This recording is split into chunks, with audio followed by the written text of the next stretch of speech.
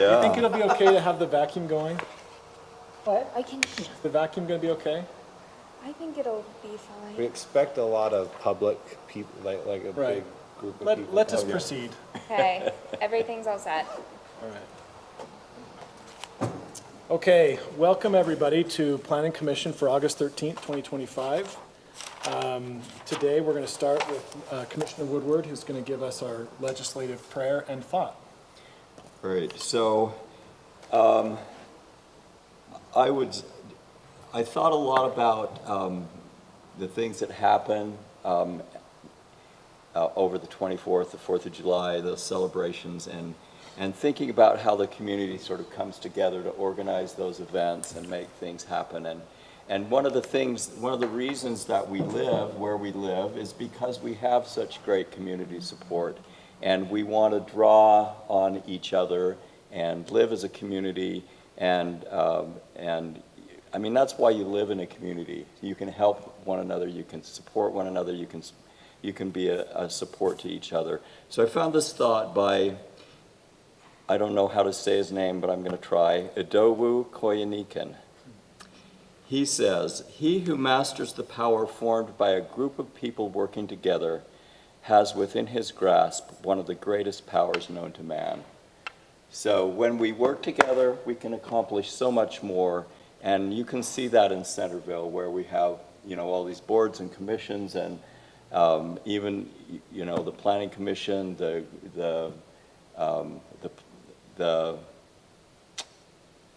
council, the mayor. I mean, they're not all volunteers, but they don't make a lot of money. They do it because of their, because they want to serve the community, and I think that's really an important part of living where we live.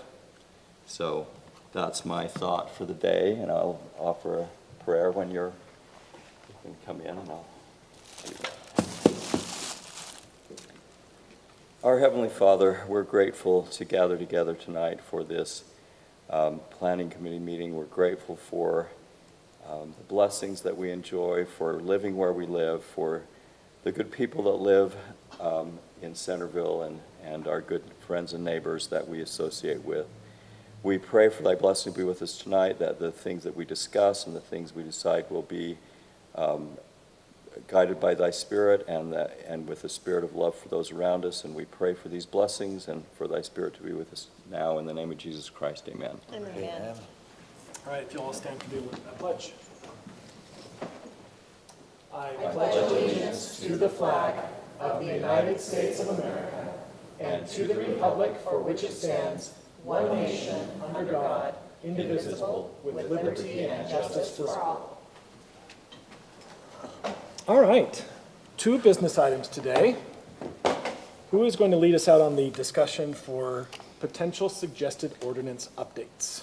I will do that, and then Cindy's going to help me where she feels appropriate. Awesome. So, the genesis of the thought process, we've been talking about over the last year since Cindy joined us, and even before that, looking at codes and areas of the city code, specifically our city zoning code, and even a little bit of the subdivision ordinances where there's confusion, issues, maybe clarification could be explored.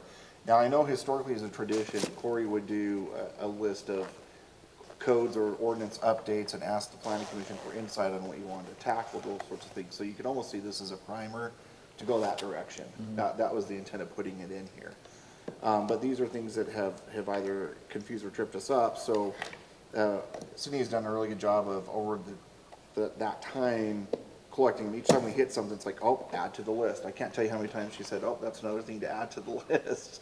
So as we hit stuff, we've done that. And so what you can see is, the first is just ordinance updates. It could even be ordinance updates ?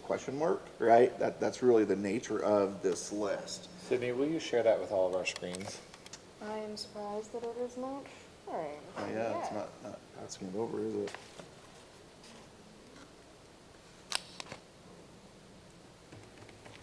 Good looking mountain. It is. I actually just thought that. I thought, that's a great update. Ah.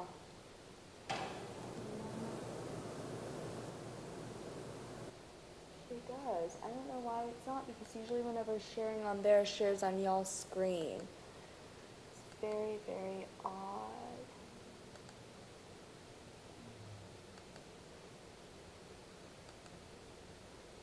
I wish I could do that, you guys.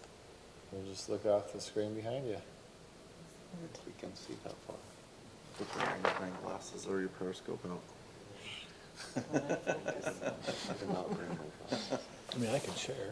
While she's working on that, so what we organized is, again, the ordinance updates are the first things that we looked at. Oh, looks like she might be finding something. Something. You got it. There you go. Whatever you did, Yes. fixed it. There we go. I love clicking random buttons. It works though, Thank great. you. Well, that's a picture of you on a hike, though. That's God. So you can see, and you can see the reference, she's done a really good job of identifying exactly where and what we're talking about, and some of the confusion or things that even as she's done, even simple things like, I thought one that I hadn't even thought about and I wouldn't think about, because she helps with the planning and zoning on business licensing, but food truck parking in stalls that are meant for a business. You know, is that something that we should take into account when we look at parking? I mean, if a food truck is there temporarily and the stalls are needed, is it taking up space? So it's kind of interesting to see some of these things that she's hit or I've hit or we've hit over the time. Others like, should we have a 180-day period on more than just a few applications? There's a lot of times where we get lame applications that just sit around and clog up our system. Should they have a timeline where we can basically say they're no longer valid and you have to start over and apply because you clearly haven't shown interest in moving it forward, right? Things like that. So there's things that we're looking at. And then you see in code research, it's more, this is now specifically things that maybe are omitted, are missing, are things that maybe even you had discussed with Whitney and Corey before us, like jellyfish lighting I know has come up.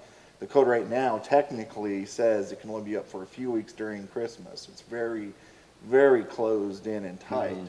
That's been the tradition in the city, but you can see more and more the people are doing it regardless, and we don't have the enforcement tools to go around the city. So should we be looking at a code that makes that a little less restrictive, right? For instance. And what would that look like? And then we'd do a survey of other communities, et cetera, right? We play that game. But that's what code research is. And you can see that even digital signage, there was a time a year ago when we brought up signage, I had identified that there's really not an LED code for signage in our city ordinances, and even the city council had shown interest in looking at that. Is that a high priority that we should be considering, right? So that's the nature of bringing this document forward and putting it in here, is to inspire some of that conversation.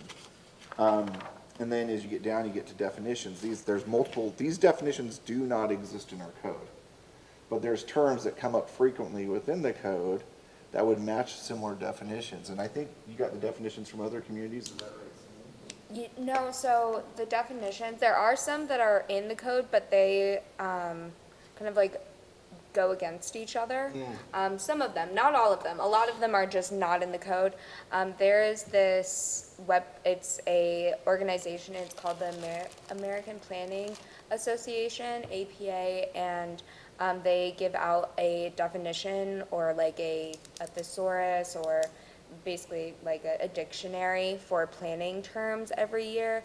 And so I picked up some of the items from them. So you'll see what ones I referenced. APA. A lot of those. I have a few suggestions in there for what I would think would work well.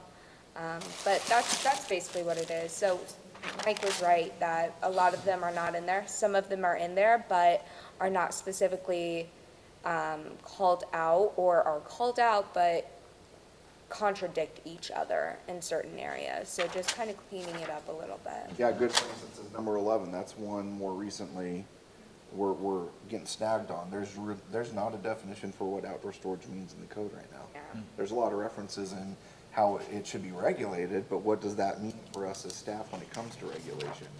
And even to that extent, should there be even not only a definition, but a little more direction for staff administratively when it comes to an outdoor storage check, and whether or not something is in or out of violation with it.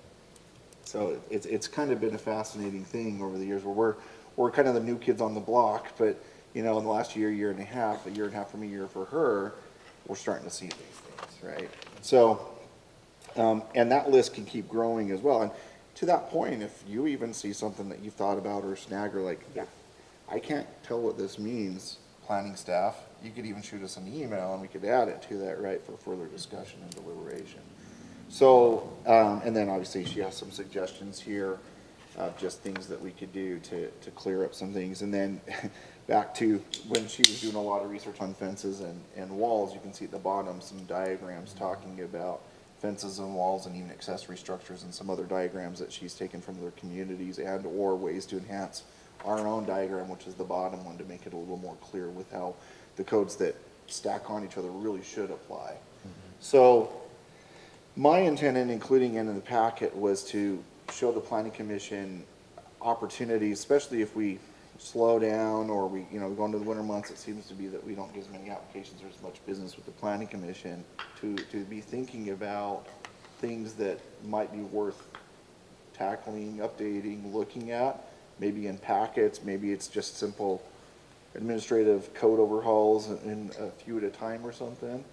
And then maybe at the next meeting, give us some ideas or direction as a homework assignment, if you'd be willing to take that on, what you'd like to see, and we'll revisit this, to then know how we want to work as a team of staff, helping the planning commission identify what you think is in the community's best interest, as far as maybe what is in the best interest of residents and or development of the community and some of the issues that we've identified. Yeah. So that's the nature of it. That's pretty much the long and short of my bringing it forward. I don't know, Cindy, do you have anything to add? All I'll hit on is that if it's on the list, it has been brought up in the past year. I was not going through the code being like, I don't understand this, I don't understand this. These issues were popped up because when somebody says, why can this not happen? Why can this not happen? I try to reference it in the code, and if I cannot reference it in the code, then that's where the issue kind of pops up. So whether that's definitions, whether that is certain codes that need clarification. So really any of these, if you throw a dart, I would be happy to have some of these resolved, just so then it would be one less thing that I could say, you know what, it's because we've always done that way, or, and that's not great. And there are some meatier discussions that are bigger than this that aren't on the list that we're having between the three of us in different areas too. But they're like a whole entire section of code that needs some kind of an overhaul or reevaluation of how it should work, right? These are more surgical in nature and how they're presented. These are great. Yeah, there were a lot of good things. Yeah, I don't know if Lisa, do you have anything you think? I know it's kind of cold, but do you have anything you want to add on this, or are you good? No, it's nice to have a running list, definitely. Yeah. And it's the same for you. If you see anything, Lisa, that you think Mike, that's something that's bothered me over the years, let's get it on the list. Okay. Yeah, I see some of them, like conditional use permit, we wanted to update that. That's why I one put a for question while. mark. Should it even go to planning commission? We've had that discussion. We with tried the to planning amend commission. fences. Yeah. Well, let me be Not the lawyer, the fly in the ointment. This is a lot, and I don't want you guys to bite off more than you can chew, obviously. Some of them are gonna be really big updates, parking, maybe the conditional use, maybe the fences, maybe some of these other things. But if I could wave a magic wand, I'd say do all of it, Right? but that's more on your guys' bandwidth than. It's more kind of like, I guess what I'm looking for maybe in 2 weeks is prioritizing. Like if you Yeah. said, hey, we really feel like these 5 or these 10 are more concerning to us. We're consistently seeing a trend, even these types of codes, right? Something that gives them more. Yeah, and I can see some priority. I mean, I like picking up the comment that some applications have the 180-day and some don't. I think, that should be a priority, but parking for the food trucks, it's regulated by state law. We don't have a lot of authority there. Like, I think it would be really helpful to prioritize, and kind of what we've done in the past is we've tried to pick some easy things, some medium tasks, and then maybe one big one, for the year, or at least making it realistic in terms of workload, so. Yep. But this is great. I could probably go through my list of to-dos and, yeah. Overlap a few of them? Yeah, Yeah. it's good. Yeah. So, anyway, and you can keep the document, you can save it, whatever you want to do. If you want it, say, hey, what was that list again? You can send it to you.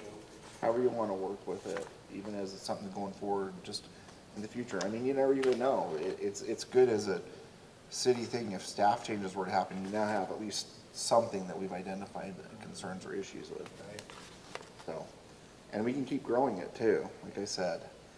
So even at the next planning commission meeting, you said, hey, I've been looking, this city has, all these cities have this definition, and we don't really have it. That's something you could just say during community development report or planning commission business, hey, can you add some research for this definition, right? Whatever we can do to make the code more clear and easier for us to use, but also the residents and developers to understand and use was great for everybody, right? So, yeah, that's really all I have on that one. Okay, Okay. thank you. Business item number 2. Who is leading us on that one? Me, and hopefully you'll help me not to be long-winded, so please interject anytime you feel like you want to say something. I included the document in your packet for obviously reference, something to do some light reading. This one is not as big as the general plan was, so this one's a much quicker and easier read.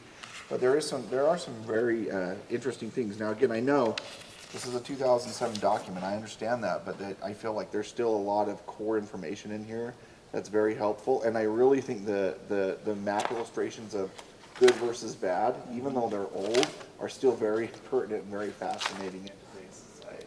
Yep. So we'll kind of hit that. But I'm going to start right off on the front. Again, with the guidance for understanding, if you want to add something, please feel free to chime in. Or if you have a question, just overspeak me and ask, and let's stop and talk about it so that we're talking as a group. I'm trying to get some training time. Remember how annually we have to have 4 hours? I'm trying to get some training time, and this is a great meeting to do that. So that's my desire here. But anyway, yes, and if you'll stay right there. So this talks about the history. They start right out the gate. Why do we even have subdivisions? Like, what's the point, right? And what's interesting is you read this very brief four paragraph history that it identifies that even as early as the 19th century, they were looking for formalized regulation and engineering guidance, which clearly evidences that there were landowner disputes and developers were doing all kinds of things in real estate for homes and putting people in bad situations without anybody looking out for what they were doing to the property. I mean, you've seen probably a lot of old Western movies where some guy comes in town and steals all the land and then subdivides it for homes, right? That's all I could think of as I was reading that. So at some point, government felt like it had to start regulating and stepping in. And to the point where I noticed in the bottom of the third paragraph, it said, subdivision regulations became an important tool of city officials and planning officials in the 1920s. These were merely a new model of a very old device rather than a totally new method of land regulation.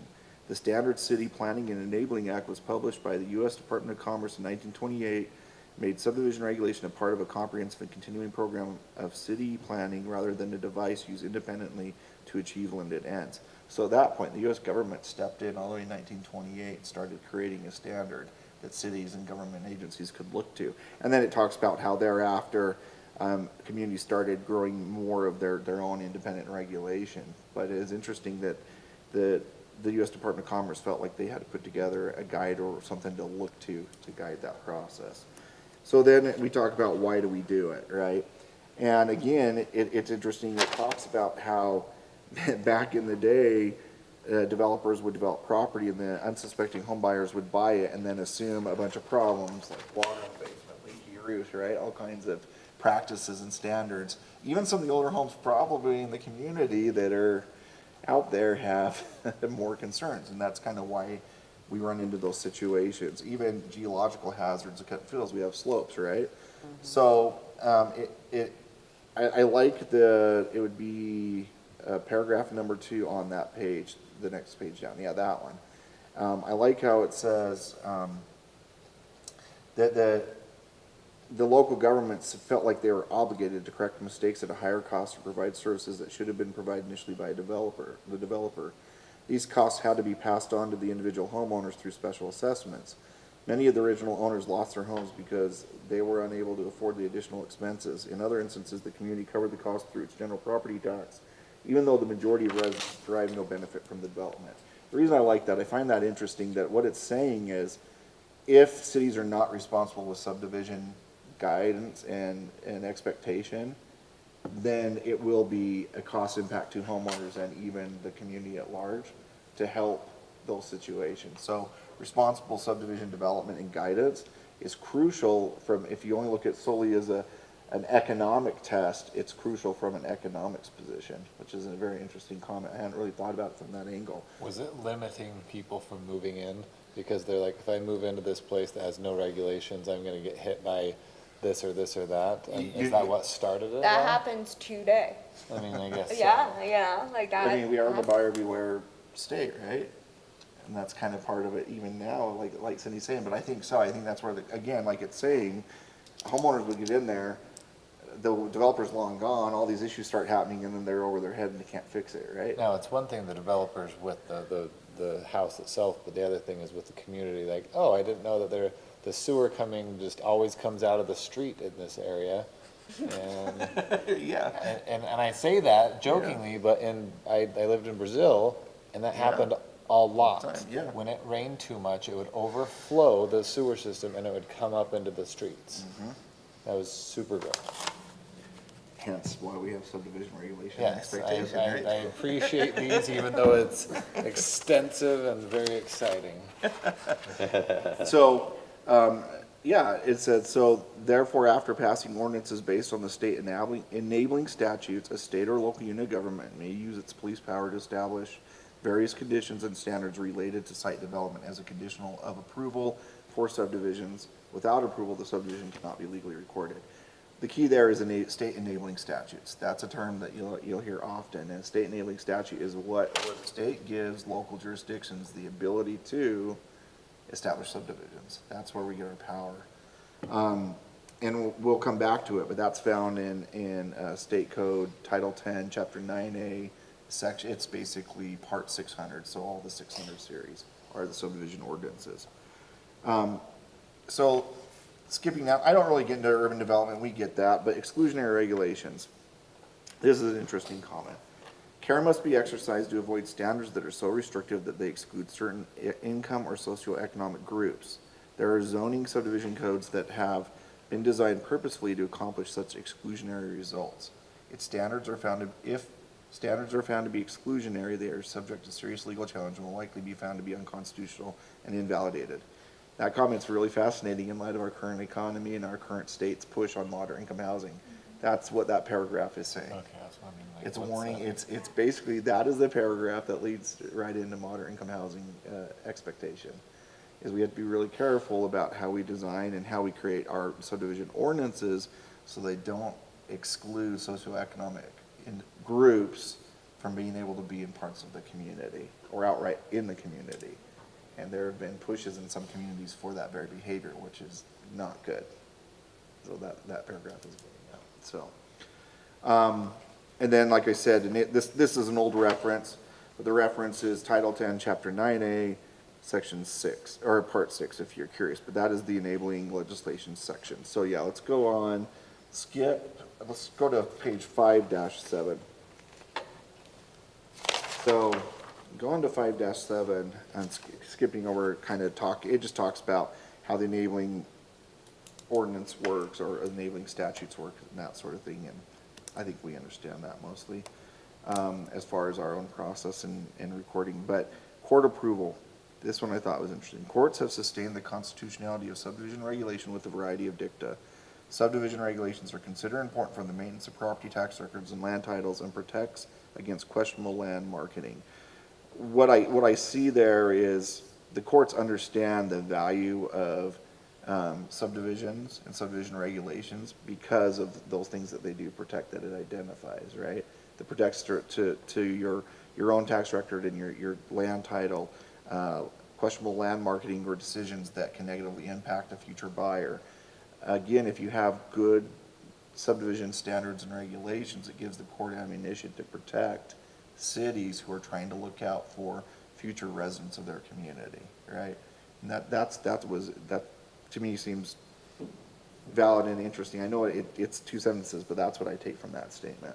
A real life example of that we're dealing with right now is that there are multiple like single lots in the historic district here in Centerville, And there are boundary line disputes that are going on quite a bit lately about people wanting to subdivide, because, you know, if you can subdivide your lot, then that'll be more revenue, and just by what's happening nowadays, that more money. So it's been coming up, like, how do we subdivide when it's not a legal lot? How do we go about that process? And because it was divided or sold off Yeah. before it was subdivided properly, or before these laws were in place, now the current property owner has gone, one guy's gone 70 years on his lot, not knowing that it wasn't, like, the property lines were not where they were supposed to be, or recorded as, or that it wasn't actually a buildable lot. So that's just like a real life example about how it really does trickle down to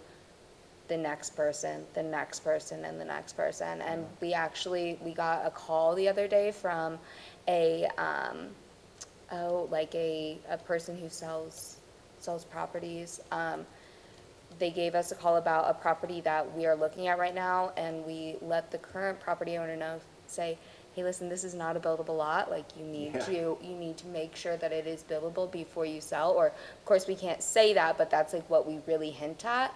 And then we have, you know, somebody call us saying, hey, we're gonna try to buy this, what do we need to do? And we're like, this is not a buildable lot, you actually don't own that, like, you won't own a portion of that land that they are trying to sell you.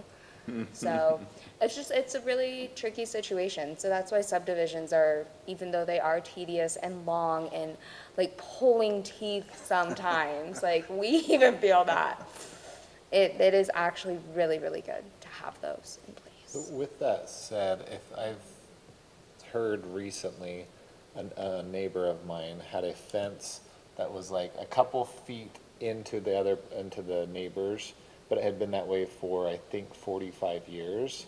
And it was only, like I said, maybe 3 or 4 feet. And then they were looking to redo the fence line and found out that, oh, actually, the 10 feet going that way by 3 to 4 feet, that's mine. Yep. And so, but they were saying that there was like some law of like, if the fence has been up for a certain amount of time. Yeah, 7 You years. like, that domain, that's like your Well, property. you Is still that have a to thing? you still have to file the claim of it, but technically, yeah, you could make a claim on it. But that's your property. So if I just start inching into my neighbors ever so much, all of a And sudden. we're recording right now. Like 30 years later, I'll have 10 more feet. Hey, sorry, I made a claim on it, it's mine now. I just didn't know the legality, Yeah. or I was just hearing that, and I'm like, oh, I have no idea. Yeah, and it's interesting how the laws are set up to protect property owners and property owner interests, but then also enable government to step in where government feels like certain regulations need to be protected of paramount importance to either neighboring property owners that may be impacted by what the property owner is doing, or future property owners in some cases. Yeah. Which could be a reality check. So, yeah, we had just a test yesterday, not to get too much in the weeds, but along the lines you're talking about, and the state has actually established, what do they call that? It's a boundary establishment agreement that 2 property owners can work out, and they don't even involve the city. You just do it themselves. They can establish it and get it recorded by the county, and I had a surveyor show me the code and everything. And they Wow. just barely passed it, it's this last legislative session. Wow. So 2 property owners can go and say, that's the property line, they get a legal description and recognizing it, they sign off on it and get it recorded, and in their mind it is. But here's where the governmental interest comes in. If they come in to develop the property or subdivide it, the city can say, you didn't do that right, you need to fix it through either a subdivision process or a boundary line adjustment process. Oh, the city messing things up. And the city gets to fix it after the residents mess it up. I think that whole process is crazy. That sounds crazy. Yeah. So what you're seeing though, my comment there is that the state tries to like weigh what they're enabling, they try to give deference to the resident, and then they say, oh, but we want the governmental interest to be satisfied too, right? Yeah. It's typical in the United States, we're always about this balance, this fulcrum, right? Do we give more to the individual, or do we give more to the group at large that is trying to look out for everybody? So there you see it. But anyway, getting back to this document, Subdivision regulations and required improvement. Subdivision regulations may differ in type of improvements required in the design standards depending on the number of factors such as size of community, extent and density of urbanization, values of the community expressed in its general plan and other development policies, and the development concept of the community that the community has chosen to follow. The subdivision regulations adopted by communities vary across the country and among the cities and counties of Utah. Some of the more common subdivision standards are described below. The list is not exhaustive, but is provided as an overview. So now we're going to get to, okay, what do some of these regulations look like? And how do we justify the regulations? They're saying that these 4 bullet points are justification or reasoning to establish standards. If you can somehow link back to some of these factors and what you're trying to accomplish with the goals of your community, then you can make better decisions as far as what kind of regulations you're enforcing. I guess what I'm trying to say is the why, right? Why are we creating this regulation? What is it trying to achieve? Chairman Kerr is really good about bringing that up when we talk about stuff. What is the purpose of this amendment? The why. Because a lot of times communities just do. They can't always articulate the why of what they're doing, and that's how sometimes you get bad codes, right? Why are you putting that in place? Is it a knee-jerk reaction to some developer who hurt your feelings, or it's legitimate, right? So, large and small definition of subdivisions. The definition in the enabling legislation for a subdivision as any division of property in 2 or more lots has aroused concern for potential hardship. For several years, some local ordinances have provided for a simplified approval process for subdivisions of 10 lots or less. This size distinction has resulted in the common practice of including definitions of 2 types of subdivisions, large and small. And then I'm going to skip down. The major reason for this difference in treatment is the cost to the subdivider of providing all the information that is normally required. Complying with all the standards also becomes costly for developers of small subdivisions to remain competitive with the larger developers. Caution should be exercised when relaxing the requirements for information and design standards for smaller subdivisions.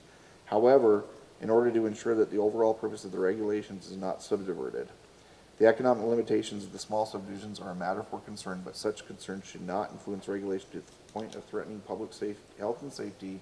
For this reason, the following, etc. So, the reason I highlight this is a lot of our work right now, huh, Cindy? Yeah, it is. Little minor subdivisions that Yep. you're not seeing. But the point that I bring it in, the reason I'm bringing it in is when we bring subdivision ordinances to the planning commission and then later the city council, you're the legislative guidance to make sure we're administrating fairly and equitably to residents. And I will say right now, the majority of the minor subdivisions that we receive are your neighbors, are the property owners themselves. It's not developer X or Y, right?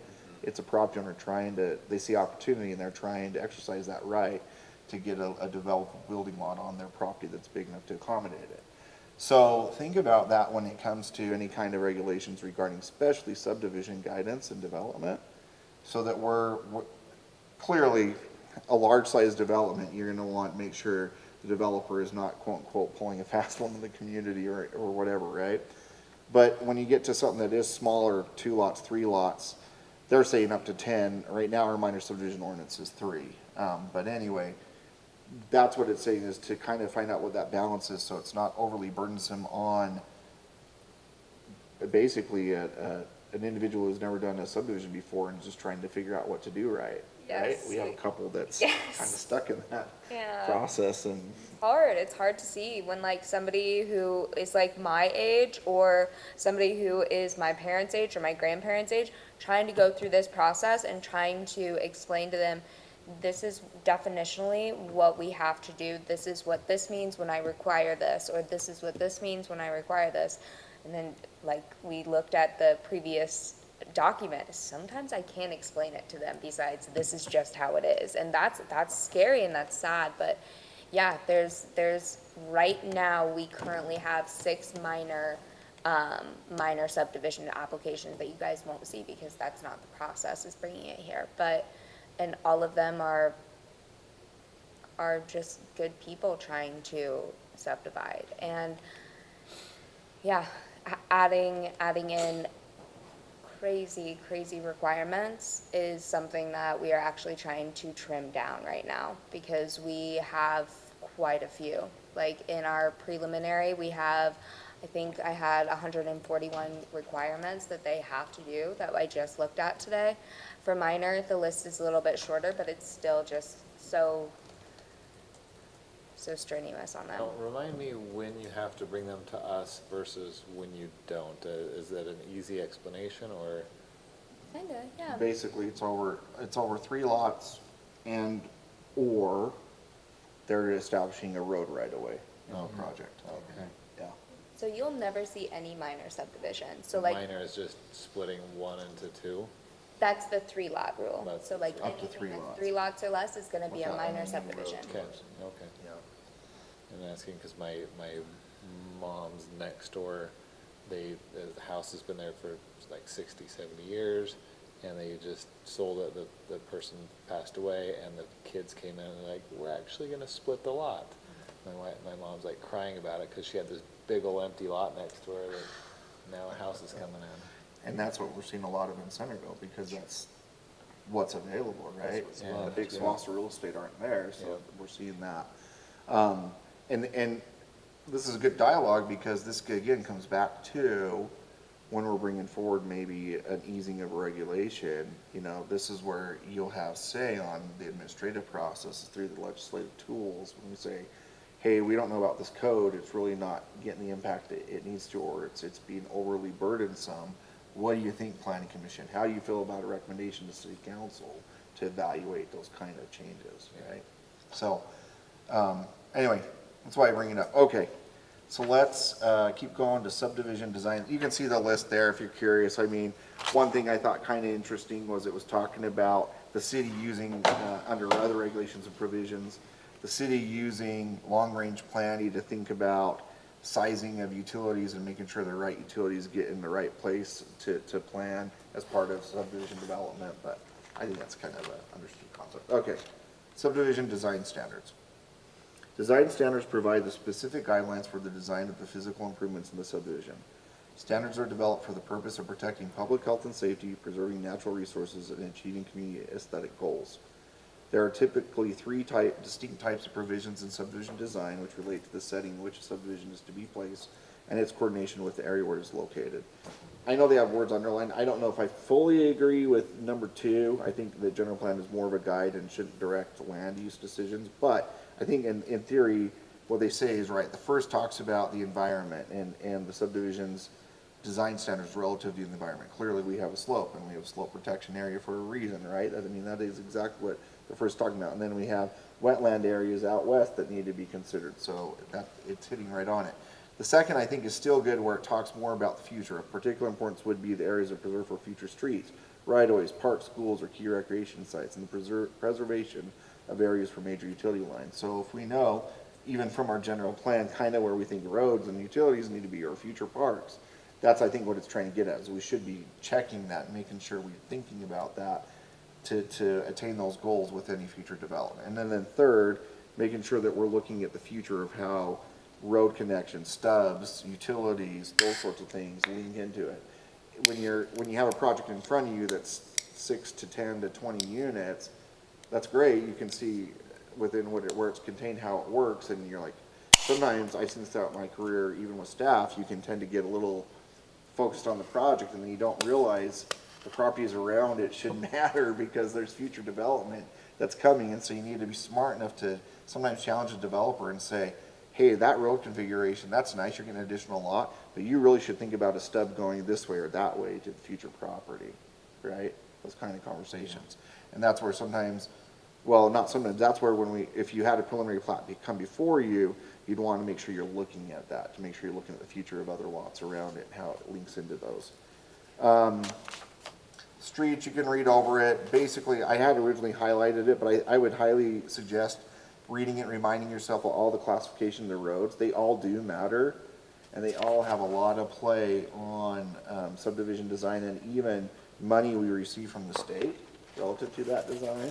So make sure you read over that. I won't belabor it, but let's talk about, this was interesting, Sydney, go back up a little higher, right there, stop. So the last 2 lines of the top paragraph, Street rights-of-way occupy large amounts of land area, sometimes as much as 20 to 25% of the total land area of a subdivision. That land consumption can be reduced by design that relies upon clustering or dwellings. Subdivision design should be reviewed and coordinated with the community master street plan. Subdivisions must relate to one another to assure a system of connecting streets for maximum pedestrian as well as vehicular movement. This is especially important for access by emergency vehicles. I think it's interesting where it talks about how the street design is implemented in subdivision. It really can matter. And if you're trying to achieve sometimes smarter design, putting roads this way, that way, and every which way isn't always the smartest. So again, having conversations with the developer, these days developers are probably less prone to do it because it's so expensive to put in a road. But I have seen sometimes where if they get another lot or two with some kind of weird configuration, they'll push it. And so it's sometimes good to challenge them and say, hey, could you do that a little differently? Maybe there's a way to join the lots in a way that you don't need that road in that configuration, right? So anyway, that's why I hit on that one. Go to the maps. So this is interesting. This is a reference to, I believe all these maps are from West Valley City in their code from back in 2007. But what you'll see, this is showing again those road classifications and how whether they intended to design it that way or it's just got designed over time with this subdivision, then this subdivision, then this subdivision. They're showing an example of how it might set up. So you can see how the big roads are around the outside, and then they get that, those are the expressways, and then they get their major arterials that cut through up and down and left and right, and then the collectors are dotted, and then in the bottom left-hand corner, you can see what a local street system looks like, and then you can see how they have churches and schools. And then below that, that's a cross-section. Most of you have seen cross-sections, you're familiar, but obviously with a lot of what we do, and even with the general plan that is trying to be forthcoming, I guess. I have, on a side note, received a draft of that general plan. We've just started looking at it as staff, but just know we do have a draft. I can't release it yet because we need to check it because there's going to be grammatical and spelling errors all over in it. I've done these before. You wouldn't want it yet. It's like I told the council. But once it gets to the point where we're ready, we will be bringing that forward to the planning commission for review. So anyway, side note, but yeah, that's a street cutaway. And then yeah, the next one, again, these are guides from another city, but there's some really interesting and actually good guidance there, talking about how typical arterial bend is versus a collector versus a local, because of the speeds, right? The speeds affect that curvature and that design. And you can even see preferred and less desirable in a local environment. Then under poor versus better design. And why? Obviously we get it, but at the same time, sometimes when we have someone bringing a project forward, we don't think to challenge or ask questions about it. We're just like, okay. But if you saw a design like the one on the left that says poor to better, you probably want to say, hey, look, you can get the same number of lots in there by changing that street configuration, right? Or can you try to at least, right?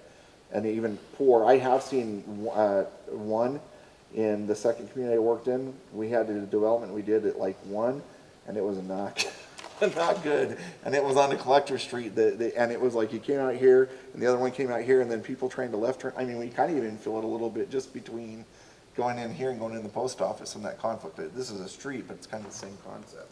You really want to try to either get them to match or at least get them off far enough to where there's enough space for the appropriate movements.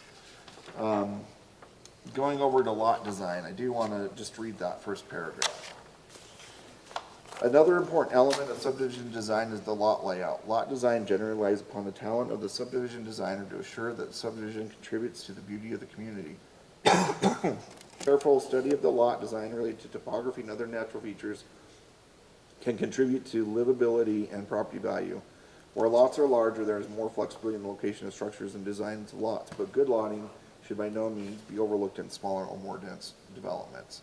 So again, I know it's kind of semantics, we get it, but then they talk about what you're kind of looking for, but the reason I read that is we should be aware, again, that lot designs, if they don't seem right, if there's a good area where there's a waterway and the lots grow up to the waterway, maybe there should be a little bit of a question of, hey, could you put a urban trail along that waterway that is a benefit to the community, right?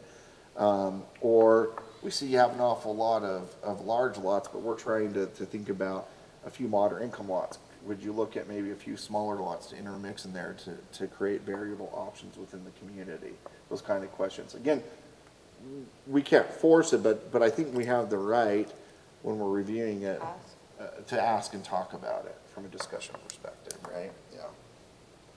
One note under block design and arrangement, that paragraph, it is recommended to specify that blocks be limited to 600 to 800 feet in length. Though slightly longer blocks may be acceptable under certain conditions, the key objective is to ensure convenient pedestrian access to facilities such as schools, parks, and commercial nodes. This is one developers a lot of times don't want to play by the rules. They like really long roads because they can get more lots. But we actually have a code that requires them to put in blocks, so we need to make sure, we as staff would try to, but if they push back and they want, well, I want to see what the planning commission thinks, just know that once you do that, you're actually eliminating access to other communities and other features within that community if you allow it to go longer than 600 to 800 feet. It's typically too far, where now you're actually cutting off a neighborhood from other areas of the community. It's not, I guess what I'm trying to say in a roundabout way is it's not the best planning practice. So think about that. Okay, let's go to the next drawing. I won't get into it, I just want to highlight it. It's interesting, again, these notes from West Valley City's Community Development Department, what they call poor subdivision design versus good subdivision design. So I would highly encourage looking at that. It's kind of fascinating to see what their guidance is on that. And then the next one, yeah, go to the next one, which is again about lot design. They say lots this way, not this way, lot this way, not this. And then they have kind of guidance on certain lot design criteria. Again, this is a 2007 document. I don't know today what their standards would look like if it's similar, but I do still think it's interesting and there's good planning practices being represented here. Okay, I think we, go ahead, Sydney. Culinary water system, storm drainage, let's see. I think we understand the need for storm drainage, parks and open space, erosion control. Okay, let's talk just real quick about erosion and sediment control. So I don't know how much the planning commissioners, you get into it or even pay attention to this, but oftentimes with projects, when you get your construction drawings, you'll see a sheet that will say erosion control plans or SWIP sheets. That's a temporary standard that they're required to do within the subdivision. It's actually pretty crucial.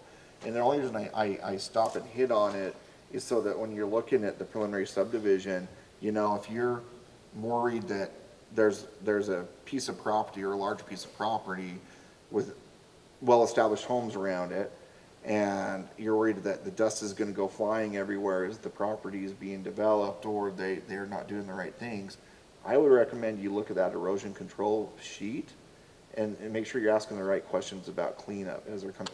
Now, we do have a stormwater team and a SWIP guy that will look at that as well, but I think it's well within the purview of the planning commission if you have a specialized understanding of residents or properties that could be impacted by a development, to ask questions about maintaining the site and making sure that the soils and impacts from the development are not coming off the property and going where they shouldn't. I guess the best way to say that. And then the next one, slope density and capability control. I've already talked about it, but hillside overlay zone. If you haven't had a chance, go read over that code. It's kind of interesting. Try to see how much of it you can make sense of and what you think about it, but make sure you at least have a basic enough understanding of it. So if we ever had a project or a development come in that would be in that area, you know how to apply those codes.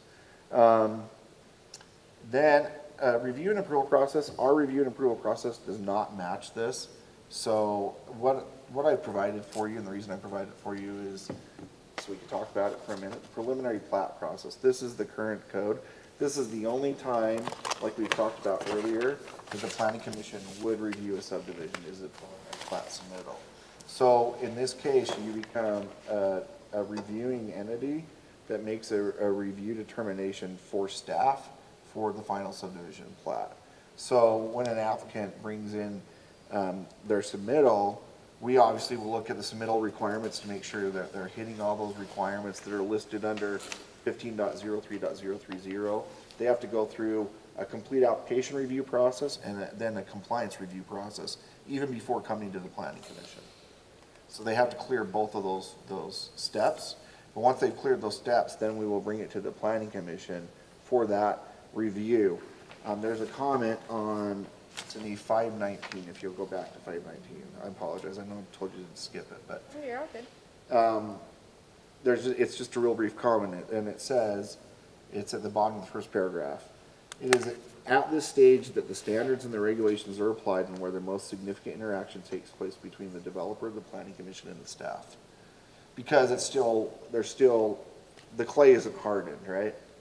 It's still got mold to it, and you can shape it, and you can have those dialogues and those communications. Even, I know it was a site plan review with Port Lane Estates, but I thought it was a really good thing where you bring up, hey, what about parking?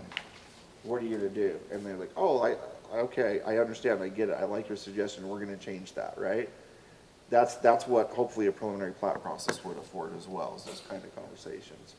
If there's something that seems a concern or an issue to discuss, it would be the right time to do that. And it also helps staff, as was the case even with Port Lane Estates, say, yeah, that is a good consideration, we haven't thought about that. Helps us to know how to go forward with that, any recommendation or guidance you give during those reviews. So, let's see. Let's go to just above final plat requirements on 522.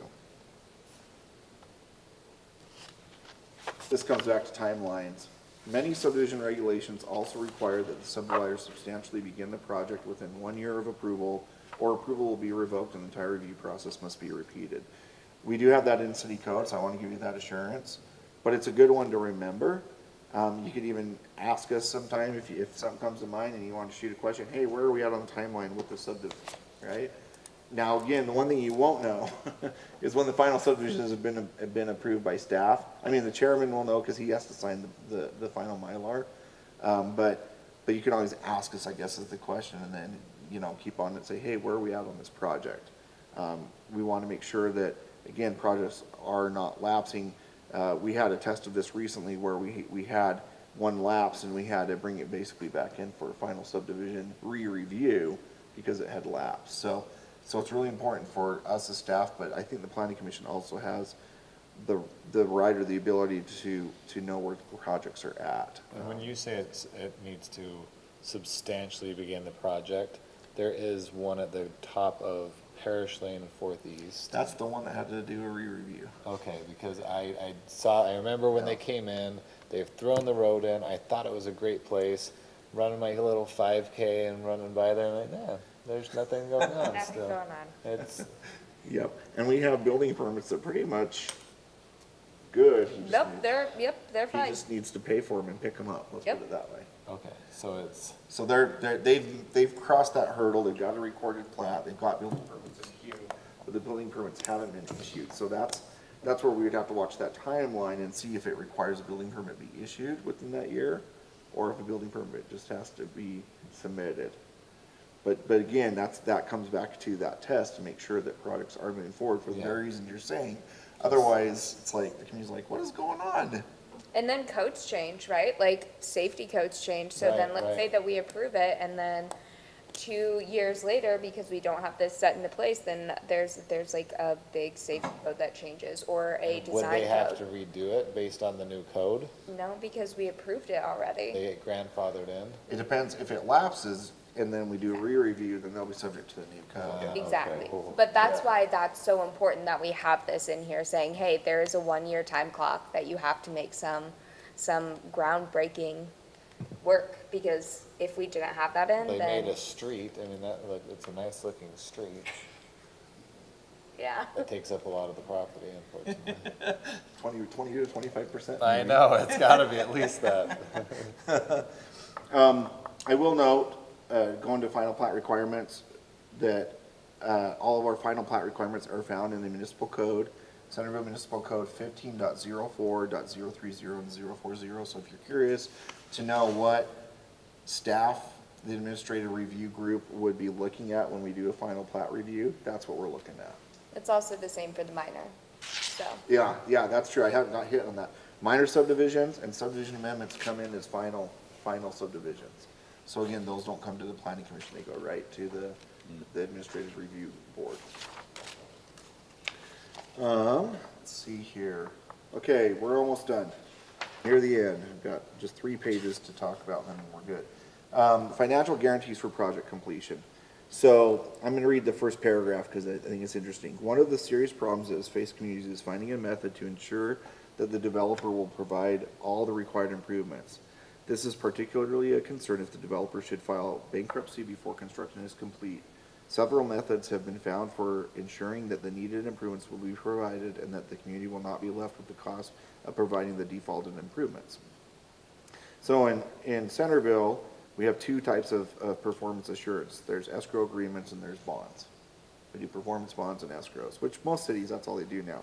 So we don't do the letter of credit, that's an old system, and surety bonds, that's kind of an old system too. We do performance bonds and escrow agreements. And that's pretty much it, right? There's no other, Or a cash bond. oh, cash bond, yeah, Cash bond with the city. yeah, yeah. or escrow. We had too many problems with the banks on the letters of credit. Every city has. They really clamped down, and then they Yeah. wouldn't, and it has to extend, it has to be at least 18, they have 18 months, and they didn't want to extend those out past 12 months, and anyway, so we just eliminated it, because we can under state law, we have to provide, a couple options, Yep. so. Yep. And then obviously we add an inflation amount to cover for any added cost over the time so that the same money has value beyond the life of when that bond was first set up. So that's where the 120% comes into play that's established by code. Going back to now, 524, yep, the very top, right there. From a procedural point of view, it is important that the local government require the developer to post the performance bond or furnish proof of an escrow deposit in favor of the local government before approval is given to the final plat. Otherwise, the developer may refuse to guarantee the installation and quality of the required improvements because approval has already been granted.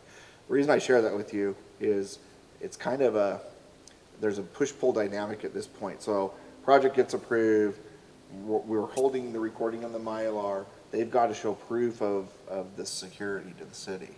And sometimes there's negotiations back and forth with our engineer on what that number and what that method to do so should be in the timeliness of it. And this is where we have to hold firm, and I think Kevin does a really good job of continually trying to work with them, but then making clear what the expectations are. But just know that we won't release a Mylar until we have that assurance that performance assurity is in place for the project to cover it. And if I was thinking about it because I was in Syracuse when the bubble burst. Well, I was in West Bountiful and then Syracuse, and it talks about a developer going into bankruptcy. And up to that point, people think that's never going to happen. This is just a formality to do these bonds. Well, it did happen. And I was working with Syracuse, and we had a whole bunch of communities that we had to exercise the bond to cover improvements because their companies died. Mm-hmm. And we were stuck with these lots in the subdivision that wasn't getting developed. And so the city had to exercise it from a maintenance and a caretaking perspective on the areas that were developed, that were just left, like some companies just up and left.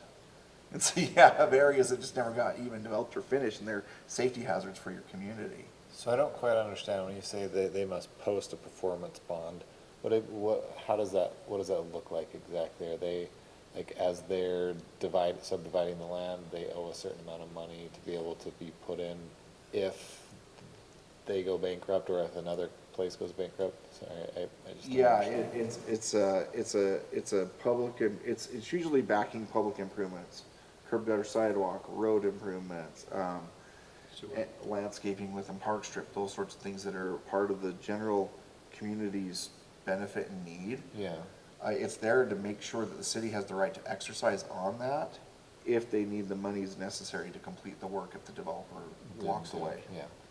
So in that essence, that's what it is. And it's usually backed by some form of security, bank, right, with a bond. Right. Somehow, a lot of times we get an escrow deposit where a bank will send a letter saying, hey, we have this amount held in escrow for this project, and then that's linked to the bond amount. And that sort of thing. Do you want any more? Yeah, or they provide a cashier's check and the city keeps it in a restricted account. Yeah. And actually, that's what most developers select, is the cash bond with the city rather than the escrow, just because there's. And then when you receive that as a city, you just reserve it, you just hold it as a bond. And then they get bond reductions though, as they put the public improvements in, they get bond Yeah, protection. and then they get their money back, and then they have more collateral to work with on a future development, right? So as they're indebted to cities, they actually have less in their portfolio to work with, and so banks will give you less money, because now you're extended, right? Sure. So you're not, you don't have as much availability to credit for future projects. Okay. So, and some cities will do what Centerville does with the cash escrow, or the cash bond, others won't. So it's kind of interesting in the community. Yeah, my last community, I was told, we did it for a while, and then the finance director came and said, we're not doing this anymore. We don't want to be holding other people's money and then having to track it and having to figure it out. They have to go through the third party. We're not in this game. So it's kind of interesting. It can go different ways. But the bottom line is, you want it there so the city always has that assurance that they can get improvements in that are in the best interest of the health, safety, and welfare of the community. Makes sense. And that's why I shared the Syracuse situation. It was crazy. That was crazy. Anyway. But when everything burst in 2008, you know, businesses and banks fell and no longer had money or access to money, so they just go up and walk away from their projects. Actually happens. Yeah, so it can happen, right? That's the point. It doesn't happen very often, but it can happen. That's the reason I share that. Okay, planning review and inspection fees. Obviously, the review cost should cover the planning review and the services. I think this is interesting. I'm just gonna read it because I do like the editorial comment here. The fees charged should cover the actual cost of providing the planning review services rendered as part of the approval process and the cost of engineering inspection services during actual construction. There is no reason for the community to pay for an engineer's time to take core samples of compacted material for a street or slump test of concrete being used on a subdivided project. Subdividing and developing land is a profitable business, and the local government should not subsidize the subdivider by having these services provided or made available at no cost. Do certain communities provide those costs because they're like, we're not gonna get anyone to come up in here if we keep adding this fee on this fee and this fee? Or is it common practice to not? I think it's common practice that the developer pays their way. But I will say to your comment, there are plenty of communities that don't increase their fees Right. and end up subsidizing the stuff without realizing they're doing it. Oh, Or yeah. make effort to And correct that's it. when you guys come into play and save the community money. And then we have to say, which we are talking about, in fact, we have a meeting next week to talk about increasing our fee schedules for development fees. And as you guys are able to save that money, we can put it towards fireworks. For the You got it, fireworks, that's what we're Absolutely. doing.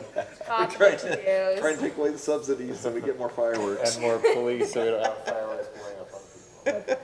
These cannot be revenue raising. Yeah, It just has to cover you. yeah, but we do feel like, because We the use taxes. development fees of the city right now are probably lower, and there is some level of subsidizing going on, but we don't know to what extent, so that's what we're gonna talk about. But Lisa's right, the state's made it very clear, you have to basically match cost for cost, the cost of, engineering services, and then charge accordingly. The cost of administrative services, and accordingly make sure it's clear, what are you covering? Computer system payments, right? Yeah. Maybe it's personnel expenses, those sorts of things. You gotta make sure it's very clear. So if anybody were to audit you, you could say, no, look, this covers all of our expenses, so the residents aren't subsidizing anything. Nice. Yeah. And then the last one, impact fees. During the turbulent growth period of the 1970s, communities throughout Utah and the rest of the country experienced considerable difficulty in generating the revenue necessary to provide needed public services to the new growth areas. Many local officials realized that it was politically unpopular to exact higher fees or taxes to pay for facilities needed only to serve residents of the new developments.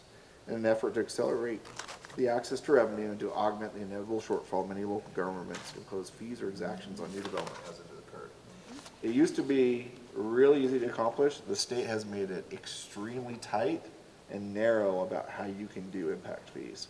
But typically, impact fees, they don't necessarily hit on a subdivision as much as maybe they did in the past. They're more so usually with permitting, right? You pay your way if you're a new resident, and you're putting more burden on the streets you drive on than the city might charge an impact fee on your building permit for transportation. But you have to do this whole plan, this impact fee facilities plan study to justify why and how you're applying it on permitting, so it's not as open-ended as this document makes it sound. But you definitely have to show how and why. Some cities won't even do impact fees because it's just not worth it to them where they can. Others have shrunk it way down and made it tighter because it's hard to justify. But some do still have even, you know, park development impact fees and stuff like that too. So it'll be interesting to see how they justify it, but, yeah. So, anyway, and then the last one, go to page, it's 526, yeah, there. So you can see here again, that's, they're just kind of giving you an idea of what they think are kind of important features to think about when you look at a preliminary plat, right? And then the next one is a final plat. I think they're interesting because a lot of the things they show on here, we're still looking at today, obviously in more detail in their things, but it's pretty similar to what we look at and what we see even today, even though these are done by CAD back in 2007. We have more sophisticated equipment and engineering, but it's a lot similar. So, you know, you might have learned more than you ever want to know about subdivisions, but hopefully it's been really helpful. And we do have forthcoming, ironically, in 2 weeks, a preliminary subdivision request. So you get to see how and if this information is helpful on that review. Can we know where it's at yet, or no? It's the Port Orleans Estates one. Oh, Yeah, they'll be coming in. Oh, and I will report, I guess it's kind of premature, I should probably do it in the community development report. We can segue to that one if you want. Yeah. We ready? Sure. Okay, Yeah, so good. moving on to the Community Development Director's report. Okay, Go ahead. Port Orleans Estates, the conceptual site plan and the PDO did get approved by the city council at the last meeting. Nice. That's the 1 acre behind the church. Uh-huh. with the Okay. pickleball. Yep. So I the- knew my future home. So the zoning has been updated on it. It is on the zoning map with the hash mark of the PDO overlay. The PDO sits on it. It does have some timelines on it that it has to move forward with a project or it can revert. I think it's 3 years, right, Gordon? Does that sound? I don't remember. I don't need to put you on the spot. Yeah, but I don't think- put me on the spot. I think it's 3 years. It has a 3-year timetable and then the zoning actually can revert if it's needing to. But anyway, don't quote me on that. It might not be 3 years. But, they're moving forward with the preliminary subdivision now. I think they got a little bit confused. They thought they were at the end of the road, and we're like, well, you're about 40 to 50% of the road. Oh, So at least you're in a good spot, but you've got these 3 other processes you need to go through, which are preliminary subdivision, final site plan, and final subdivision. So just like we talked about with the subdivisions, the process will be they'll come to you, you'll review it, you'll make a recommendation to staff, we'll bring that record forward to the administrative review group when we look at it in our development review committee for final guidance.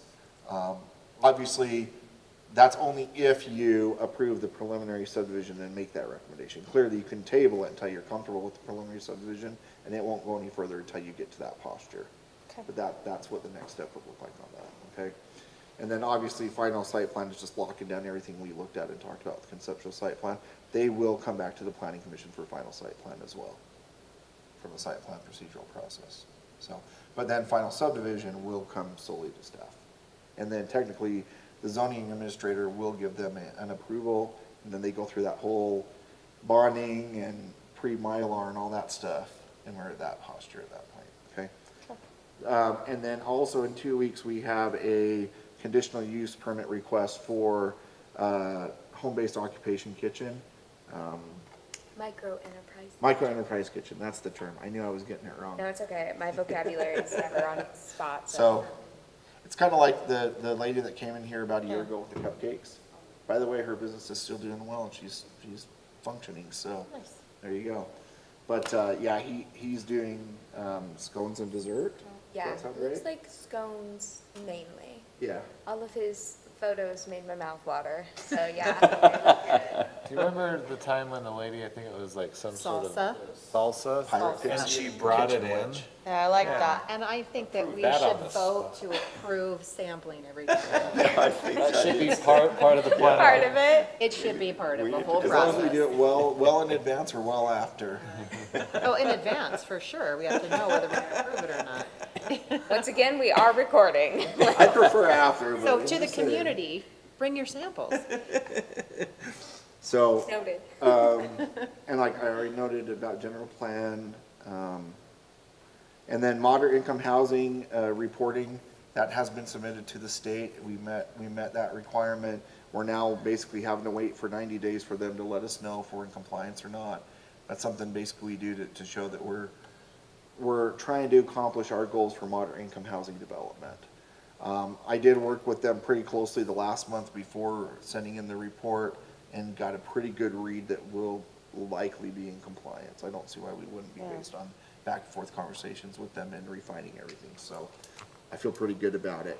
I did evidence a lot of work on the general plan and some of the meetings we've had at the first of the year trying to educate and guide and discuss back and forth with the community to understand their concerns and try to explain what's going on with it. That is actually in the report, some of that conversation, to further evidence how we're in a transition phase relative to our moderate income housing planning. But it was well accepted and received by the state leadership when I was reviewing it with them. So anyway, that's all I have to report at this point. What's the status on body art? Oh, Lisa, do you want to talk about that or We're gonna not? table that. It's your for call. The council heard that, I think it was July 1st. Anyway, they tabled it, and so we've been looking into the legal issues raised, and it should be back on for August 19th. So we're working on the packet right now and the proposed motion for that. So next Tuesday. Listen Coming back in. up. Yeah. Very good. All right, moving on to the minutes, minutes from the prior meeting. Anybody have any proposed edits? I do not. You do? No, he does not. Oh, you do. I didn't notice anything. You guys do a great job on this. I'll accept a motion. I will make a motion to accept I the second minutes. that motion. And I have a first and a second. All in favor, say aye. Aye. Any opposed? I will take a motion to adjourn. I'll make a motion to adjourn. I have a motion. I'll second it. I have a second. All those in favor? Aye. All right, we are adjourned. Thank you. You. Thank you so much. I appreciate your